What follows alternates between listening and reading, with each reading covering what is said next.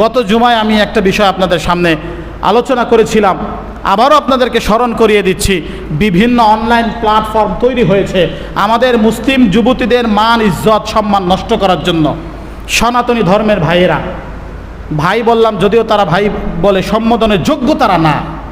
আপনারা দেখবেন ইদানিং অনেকগুলো ভিডিও অডিও এরপরে ছবিসহ বিভিন্ন ইসের রিপোর্ট।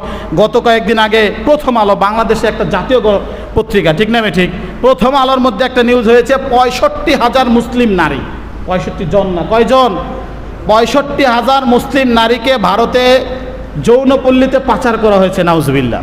এই মুসলিমগুলো কারা? আমার আপনার বোন, আমার আপনার বোন। এটাই হচ্ছে আসল লজ্জার জায়গা যে একজন মুসলিম জাতি কখনো তার একজন মুসলিম বোন, একজন ভাই কখনো কোথাও অপমানিত হবে, অপদস্থ হবে, এটা কখনো কোনো ইমানদার সহ্য করবে না। এটা হচ্ছে ইমানের দাবি।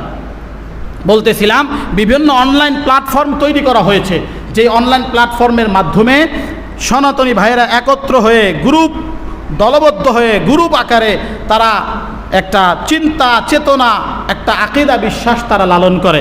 সেটা হচ্ছে যে মুসলমান মেয়েরা একটু সরল মনে হয়, সাধারণত এমনিতেই নারীরা একটু সরল অবলা সবলা হয়, তো তাদেরকে সরলতার সুযোগ নিয়ে মুসলমান হবে এই আশ্বাস দিয়ে তাদের সাথে প্রেমের সম্পর্ক তৈরি করে, বিভিন্নভাবে প্রেমের সম্পর্ক তৈরি করে। কাউকে মুসলমান সেজে বিয়ে করে, একটা বাচ্চা কাচ্চা হইলে এরপরে ছেড়ে উধাও হয়ে যায়। আবার অনেককে এমনও দেখা গেছে, অনেক তথ্য পাওয়া গিয়েছে যে প্রেমের সম্পর্ক করে একটা পর্যায়ে তাকে গণধর্ষণের শিকার করে এরপরে তাকে কোনো যৌনপল্লীতে বিক্রি করে দিয়েছে। এই জন্য আমার আপনার প্রতিটা ভাই, প্রতিটা বাবা, প্রতিটা চাচা, প্রতিটা অভিভাবক, প্রতিটা মুসলিম উম্মার সজাগ দৃষ্টি রাখতে হবে, সচেতনতা তৈরি করতে হবে। ঘরে ঘরে, পাড়ায়, মহল্লায়, এলাকা ভিত্তিক আমাদের অরাজনৈতিক সংগঠন তৈরি করতে হবে। যুবকরা একতাবদ্ধ হতে হবে, মুরব্বীদেরকে সঙ্গে নিয়ে, প্রয়োজনে প্রশাসনের ভাইদের সহায়তা নিয়ে আমাদের মধ্যে একটা একতাবদ্ধ সংঘবদ্ধভাবে তৈরি হতে হবে, যাতে করে আর কোনো মুসলিম বোন, কোনো হিন্দু, কোনো সনাতনী ধর্মের কোনো ছেলেদের ফাঁদে, প্রেমের ফাঁদে পড়ে তাদের মান সম্মান ইজ্জত হারিয়ে না ফেলে। কথা বলেন ঠিক না ঠিক? এটা বর্তমান সময়ে সবচেয়ে বড় ইমানের দাবি।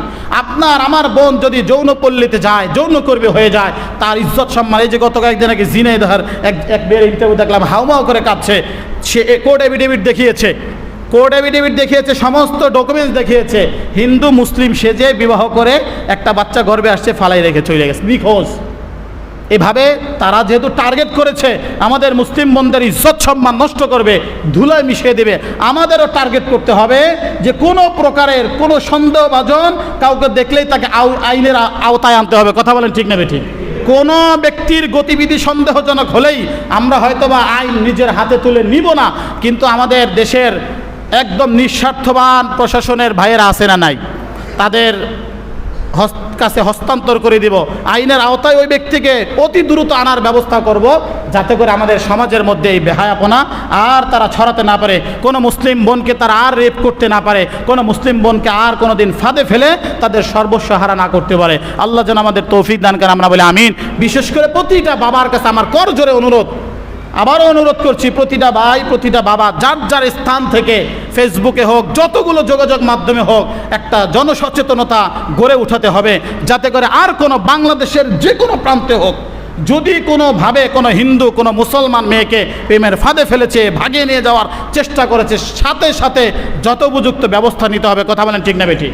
আল্লাহ যেন আমাদেরকে তৌফিক দান করেন এবং খাঁটি মুমিন হওয়ার তৌফিক দান করেন, আমিন।